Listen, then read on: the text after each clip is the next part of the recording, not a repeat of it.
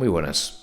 En la confluencia de 4 galaxias, marketing, datos, tecnología y derecho, hemos creado este espacio, donde entrevistaremos a CMOs, DPOs, CDOs y otras criaturas salvajes de procedencia dispar. Yo soy Sergio Maldonado y esto es Masters of Privacy en castellano.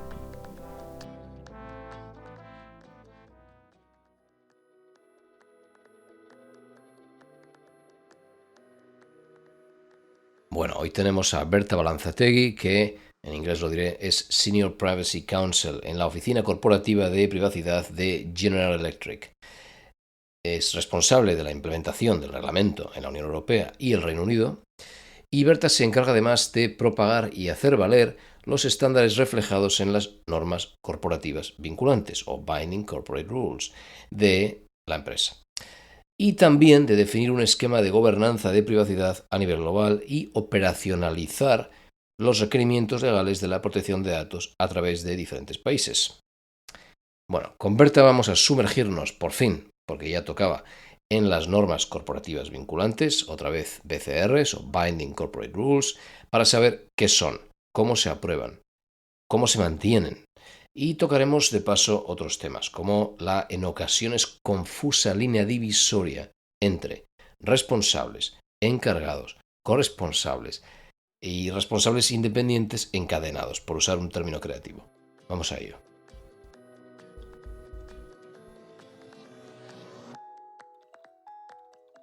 Berta, gracias por venir. Buenos días, muchas gracias Sergio por la invitación. Un placer. Vale, todavía no hemos tocado esto de las normas corporativas vinculantes a pesar de los paseos con transferencias internacionales de datos. ¿Qué son las normas corporativas vinculantes? Una definición yo creo que breve es un instrumento legal que sirve para darnos esas garantías adicionales, esas garantías adecuadas, no adicionales, perdona, que quiere el regulador que implementemos a la hora de transferir datos fuera de la Unión Europea, países terceros que no tienen las garantías. Y digo que es un instrumento legal porque además es que están sujetos a un proceso de aprobación.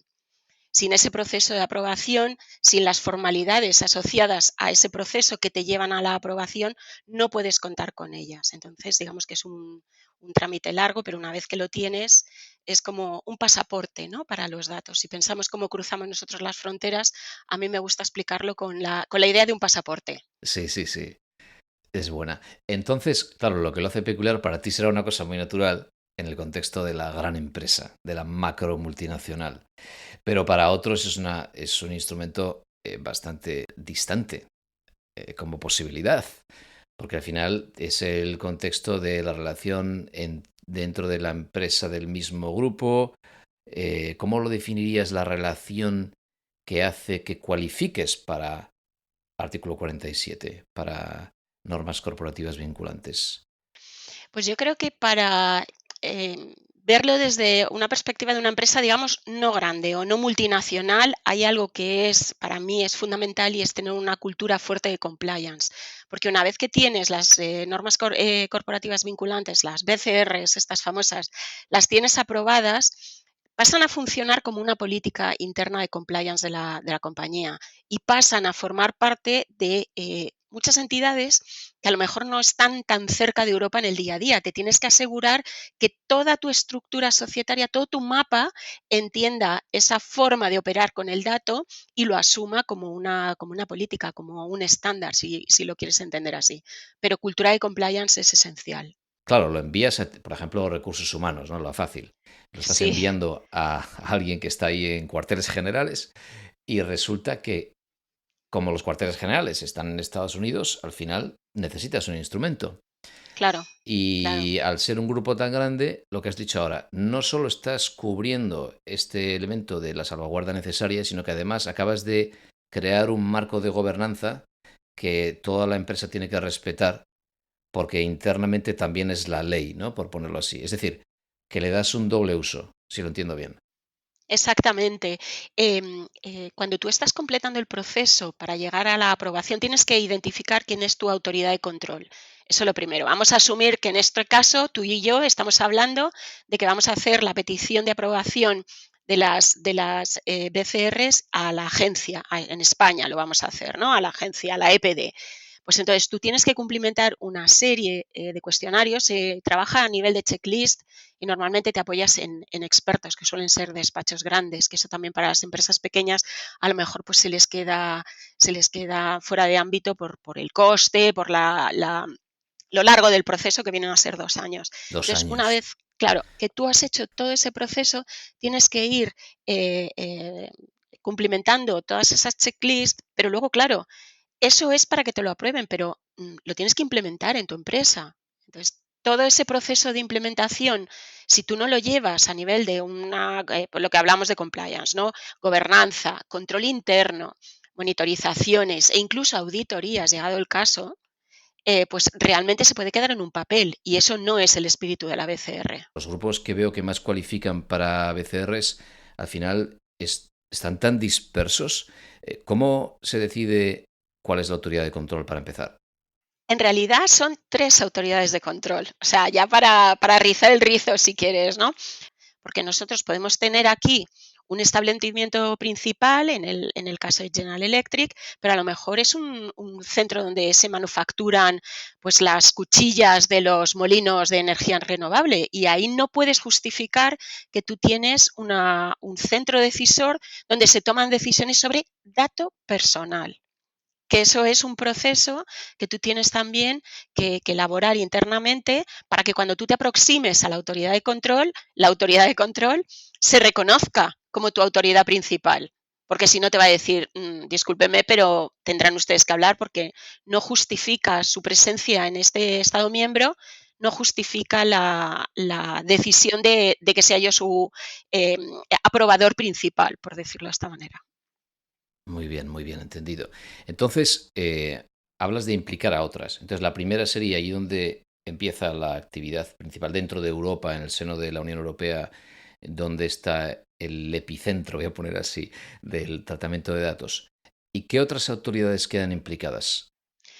Tú tienes 2 coaprobadores más, ¿vale? Entonces, este proceso ha cambiado ligeramente porque las BCRs existen desde antes del reglamento ¿Cierto? europeo. General Electric tuvo las primeras BCRs aprobadas en 2008 para datos de empleados únicamente. Luego hemos ido evolucionando y según la empresa ha ido evolucionando, ha ido creciendo con distintas, digamos, apuestas estratégicas por datos personales, hemos ido complementando, dividiendo, en fin, es una historia que yo creo que es para otro podcast, Sergio.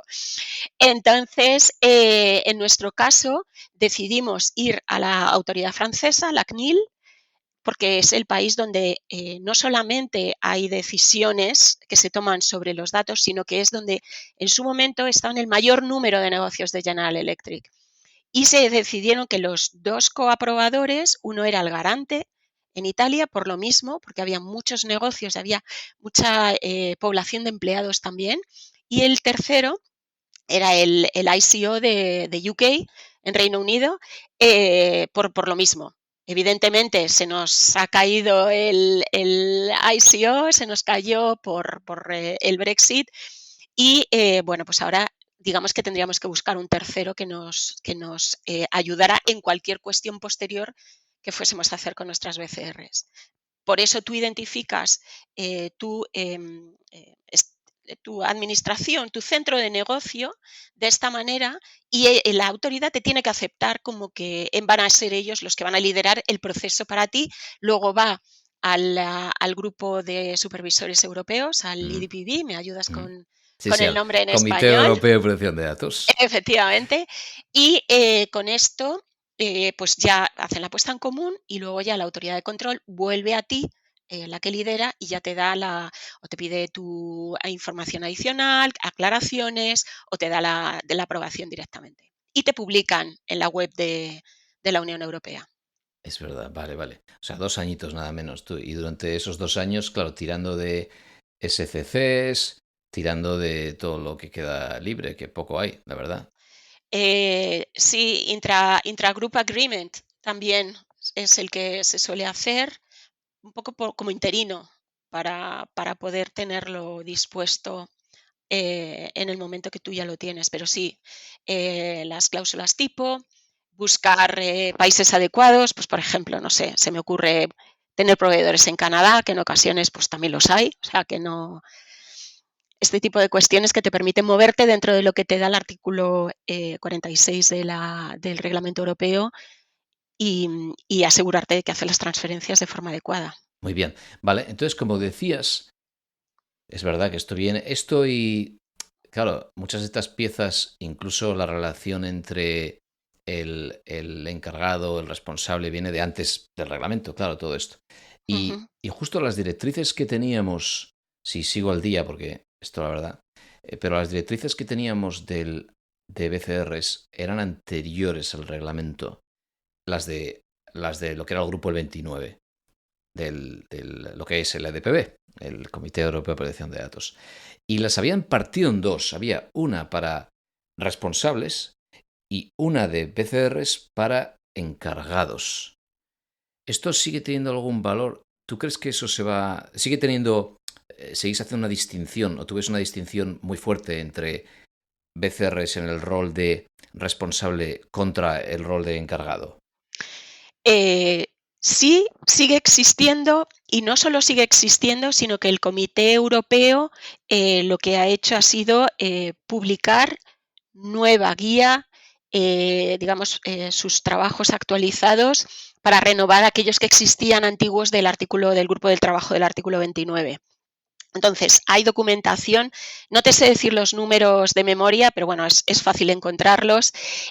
Ahí es donde tienes la actualización de esas checklists que hemos hablado, de qué tienes que cumplir para iniciar el proceso, lógicamente actualizado a los requisitos del reglamento europeo. Todo lo existente de antes pues está ajustado a la directiva. Entonces, sí, no solamente existe esa diferencia entre responsable y encargado, sino que creo que gana más vigor con el tiempo. Es decir, de aquello que empezó, porque cuando se aprobaron las primeras BCR solamente se contemplaban para responsables. Fue a lo largo de los años cuando se empezó a ver la posibilidad de ponerlas en práctica para aquellas transferencias intragrupo en las que las entidades del grupo trabajan, procesan los datos como encargados de tratamiento. ¿Vale? Pero es que ahí, eso sí que es otro podcast, Sergio. Hay un trabajo anterior que a mí me ha costado con mis compañeros en distintas funciones, que es determinar dentro de tu organización quién es responsable y quién es encargado, porque es que es muy fácil que en el momento que tú hablas con un cliente diga yo soy responsable y tú como eres mi proveedor eres mi encargado. Y eso no siempre es así. ¿Vale? Hay que tener mucho cuidado y hilar muy fino, porque depende de las BCRs que tú tengas, te puedes amparar en unas o en otras, pero claro, no es algo automático, es un proceso consciente en el cual tú tienes que valorar, por eso hablábamos de esta gobernanza, ¿no? Tú tienes que valorar tu rol, para eso necesitas pues tu ropa, necesitas tus DPIAs, necesitas un montón de cosas que has tenido que hacer previamente para poder decir, no, señores, yo tengo BCRs de responsable porque actúo como responsable. Sí. Sí, sí. Jo, has tocado ahí sí que eso sí que de verdad es para otro podcast, porque la línea entre encargado y responsable en el mundo en el que vivimos ahora, con tanto paseo ida y vuelta, hace poco comentaba las directrices estas tan confusas sobre campañas en medios sociales, donde decía el EDPB que Facebook, por ejemplo, era en castellano, corresponsable en el sentido del artículo 26, que en inglés es joint, en el contexto de una campaña, por ejemplo, de custom audiences y de lookalikes, y que luego la relación mutaba, y obviamente ya como los propósitos y los medios quedan determinados ya sin el anunciante en medio, pues ya volaba libre meta, ¿no? Pero es tan confuso esas cadenas donde empiezas decidiendo, una de las partes decide claramente el propósito, los fines y los medios, y luego está muy difuso, porque ¿qué son los medios? Siempre hay una cierta libertad, ¿no? El Claro. periodo de retención, vale, a lo mejor no está tan claro, pero quien crea el sistema tiene que optimizarlo y a veces esto llega a salpicar al periodo de retención y siempre va a haber una zona gris hasta el punto de que, a ver, yo entrevisté aquí ya me callo con esto, pero entrevisté hace unos meses a Elizabeth Renieris, que está en el MIT y ha escrito este libro que se llama Beyond Data y habla de que esta diferenciación y esta dicotomía terminará desapareciendo porque lo veía que en este mundo ahora con inteligencia artificial, con todo lo que está pasando, que la relación y la diferenciación fuera cada vez más ficticia. Pero entiendo que todavía se puede hacer, incluso en Estados Unidos se está copiando la misma dicotomía en las leyes de los estados. Así que todavía entiendo que le queda vida. ¿Y qué más ves tú como factor difícil de gestionar en el día a día de, digamos que ya está, ya pasaron los 2 años, ya tienes las BCRs en su sitio y ahora en su mantenimiento, ¿ves algún desafío? Esto que estamos hablando nosotros lo estamos hablando desde la perspectiva de una empresa que es industrial, ¿vale? Estamos en entorno B2B. No tenemos datos de consumidores, no hacemos marketing, no hacemos perfilado de clientes, ni de prospect, ni de nada de eso, ¿vale? Es decir, que la primera empresa que tuvo las BCRs no se dedica a nada que tiene que ver con dato de cliente, digamos, de consumidor, con toda la protección que ello implica, ¿no? Toda la normativa existente de protección de consumidores y esa sensibilidad de la autoridad, ¿no? Hacia la protección de los datos del consumidor. Entonces, muchas veces para nosotros en las oficinas de privacidad, tanto las corporativas como las de negocio, es esa asunción que hacen nuestros colegas de los negocios diciendo que esto es entorno industrial, que aquí no procesamos datos personales. Bueno, no procesamos datos personales, simplemente el programa de ciberseguridad que en mi empresa se inventan cosas, aquí hay patentes, hay marcas, hay un montón de propiedad industrial, pues ya ahí tenemos un enfoque muy fuerte. Otra cosa que es muy importante y que hablando con otros colegas muchas veces se pasa, le vamos a decir con trazo grueso, Sergio, es que tú y yo aquí hemos estado hablando de responsables y encargados, pero en las transferencias se habla de importador y exportador, ¿vale? Entonces hay que tener mucho cuidado con eso. ¿Y por qué hay que tener mucho cuidado con eso? Y vuelvo al punto de la gobernanza. Hay que tener mucho cuidado porque cuando a ti te están pidiendo desde el LGPB que hagas evaluaciones de impacto de las transferencias, que hagas inventarios de las transferencias, yo he visto a colegas que hacen esos impactos, esas evaluaciones de impacto sobre la base de las actividades del procesamiento de datos. Pero en mi caso, a mí el programa y la gobernanza que yo he definido en mi empresa, yo lo hago sobre los sistemas que procesan los datos, donde hay un exportador, que será una entidad de General Electric o la empresa matriz, y un importador, que es el proveedor. Es decir, que salen de mi sistema interno y va a mi, es que no sé cómo decirte, herramienta global de recursos humanos de turno. Entonces ahí no hay ni encargado, ni responsable, ni nada. Tú estás valorando a la hora de hacer la mera evaluación de impacto de la transferencia, el dato que exporta y el dato que importa. Y ahí te centras. Es muy importante para mí porque a día de hoy en las actividades de procesamiento de datos lo normal es que tengas como mínimo 3 sistemas.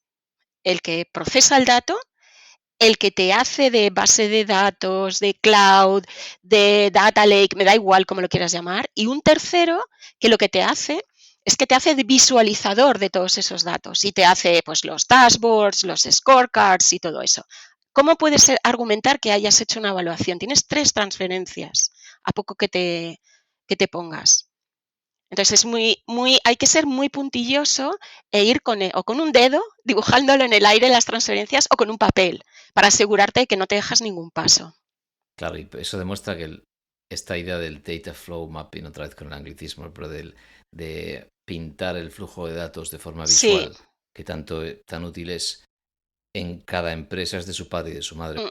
Claro, es que muchas veces y hay que ceñirse a lo que tenemos escrito, ¿no? A lo que nos dice la ley. Muchas veces es el espíritu de la ley, pero en este caso yo creo que es muy importante ceñirnos a la letra de la ley. Y la letra te habla de que tienes que hacer cosas distintas cuando tú estás hablando con un responsable y un encargado, porque luego tenemos los corresponsables, los joint controllers, ¿no? Pero luego tenemos otra figura que yo las 2 veces que la he tenido que utilizar ha sido con un poco de controversia, ¿no? Que es la figura de un tercero, que ni es responsable ni es encargado, pero está ahí. ¿Vale? Eso es una, digamos, parte de la diligencia que tienes que hacer, pero luego en las transferencias es mucho mejor que te pongas en modo voy a viajar con el dato, aunque sea como comentaba, ¿no? Con el dedo en el aire, para ver de dónde lo exporto y a dónde lo importo. Y déjate de responsables y encargados, que eso ya lo trabajarás en otra parte de tu programa de privacidad. Esto de que hay un tercero que está ahí, sabes que yo tengo una duda que Claro, los conceptos en inglés como que permiten entender, creo, o diferenciar esto mejor. Es decir, en inglés tenemos joint controller, que es el artículo Ujú, 26, que en español lo llamamos corresponsable. ujú, Pero es que en inglés yo he aprendido a llamar de co-controller mm, a la cadena de responsables independientes que no están recogidos en el acuerdo del artículo 26, es decir, ujú. donde no hay unos fines compartidos y donde nos ponemos de acuerdo para llegar a ello, como decía antes en aquella guía, sino que directamente pasa por la cadena de un responsable independiente a otro responsable independiente, ¿verdad? Como pasa en las cadenas de el mercado publicitario digital. Cada uno decide lo que va a hacer con el dato y pasa de una mano a otra, y otra cosa es el problema de cuál es la base legal para que yo coja tu dato y se lo pase a otro, pero que cada uno es independiente. Cuando hablas de un tercero, puede ser alguien que reporta como subencargado, o es más una especie de testigo conviado de piedra que está ahí y hace cosas muy puntuales, o qué tipo de rol sería ese. Es distinto completamente. O sea, sería a más de todo lo que tú has listado, el elenco que tú muestras, porque es cierto, para mí la diferencia entre y vamos a utilizar el término en inglés porque realmente es como se ha escrito el reglamento europeo, entonces muchas veces la traducción en español te deja bastantes dudas, ¿no? Por decirlo así.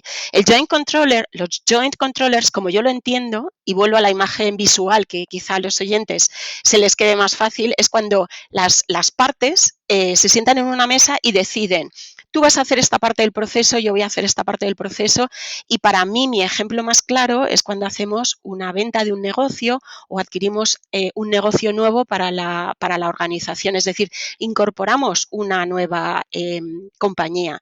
O ahora que General Electric se está dividiendo en 3 compañías, digamos 3 SAs, por decirlo a la española, el hecho de que se sienten los CEOs de esas distintas partes de la compañía y decidan, esto lo haces tú, esto lo hago yo, para mí eso es un ejemplo de joint controllership. El resto son los co-controllers, como los define el ICO, que es cuando uno hace una parte del proceso, el otro engancha en esa parte y termina el proceso. Pero en realidad no hay acuerdo, porque o yo estoy comprando un servicio o es mi banco, que yo con a mi banco yo no le puedo dar instrucciones de nada, porque encima es una industria regulada. Entonces, ¿cómo podemos decir que somos joint controllers? Claro, si es la cadena de custodia como en Amazon, Claro, el que entrega el paquete vuela libre, el FedEx de turno, vuela libre claro, con su claro. propio. Claro, O vale, muy el bien. hotel de tu agencia de viajes. Eso, claro, claro. Sí, sí. Siempre es verdad que es el tema de que en español siempre me quedo bloqueado cuando utilizo la palabra corresponsable porque justo me recuerda a lo contrario en inglés, que es Ujú, co-controller. claro. Vale, Pero el tercero, lo que hace es, está en el proceso de datos, pero ni hace de encargado, ni hace de responsable, ¿vale? Y yo los casos en los que he visto ha sido un distribuidor de un software, por ejemplo. Es decir, yo contrato con el distribuidor, pero en realidad el que me está haciendo el procesamiento de los datos personales es el distribuido, por decirlo así. Entonces, a la hora de firmar mi contrato del artículo 28 del Reglamento Europeo, en esa conversación era el distribuidor que me venía a mí a imponer las condiciones contractuales y entonces ahí ya la conversación la cambiamos. Dijimos, no, porque tú no eres ni responsable ni encargado. Estás y como tal te considero, pero te considero como un tercero, ¿vale? Por si luego alguien quiere, es la definición décima del artículo 4. Es que yo creo que no hemos llegado a leer esa parte, pero es muy importante. Otro, por ejemplo, y en el caso creo que lo podemos compartir, cuando se estaban haciendo las tomas de temperaturas del COVID, en nuestras instalaciones, además instalaciones, volvemos a las industriales, las de manufactura grande, de motor de avión, o sea que son sitios muy grandes, no era General Electric el que estaba contratando al servicio de toma de temperatura, era pues nuestros servicios generales que estaban externalizados. Y de nuevo me decían, no, soy tu encargado, perdón, yo soy tu encargado. La respuesta es no. Mi encargado, si lo fuese, que tampoco lo era por el tipo de proceso que hacíamos, que no viene al caso, es la empresa que está haciendo la toma de las temperaturas. Tú no eres ni responsable ni encargado, eres un tercero. Y se quedaron pensando, Sergio, se quedaron pensando. esto me lo voy a llevar a otro día al mundo de los data clean rooms. Esto es en el mundo publicitario y de tecnología de marketing. ¿Alguna otra cosa o documentación o ayuda o artículo que se te ocurra que podamos añadir para ayudar a la gente a entender mejor este instrumento? Yo creo que las recomendaciones del IDPB para las transferencias, la 1 y la 2, 2000, no me acuerdo si son 2021 o 2022 al final, porque son justo las de después Sí. de la sentencia Sí, de Schrems. del Tribunal Europeo de Justicia. Vale. Esto es interesante porque las BCRs no están excluidas de SREMS. Hay que aplicarle el SREMS 2 del libro, pero claro, desde una perspectiva pues más de compliance, que son las garantías adicionales y todo esto. Creo que eso es importante reseñarlo y no que se quede la gente con las SEC solo. Era así antes del SREMS 1 y antes y con la directiva. Lo que pasa que eran las ciertas cosas que se dan por buenas, ¿vale? Como ya pues eran empresas maduras, proceso de aprobación, pero esto no es nuevo de esta sentencia. Ha sido así siempre, pero es que son cosas que se van quedando por ahí, por el camino. Muy bien, buena puntualización. Muchas gracias, Berta. Pues muchas gracias, Sergio, por la invitación. Ha sido un gusto charlar contigo en el día de hoy y ciertamente contribuir a la difusión de las normas corporativas vinculantes. Pues creo que es un tema interesante y espero que sea de utilidad a los oyentes. Un abrazo y hasta siempre. Gracias.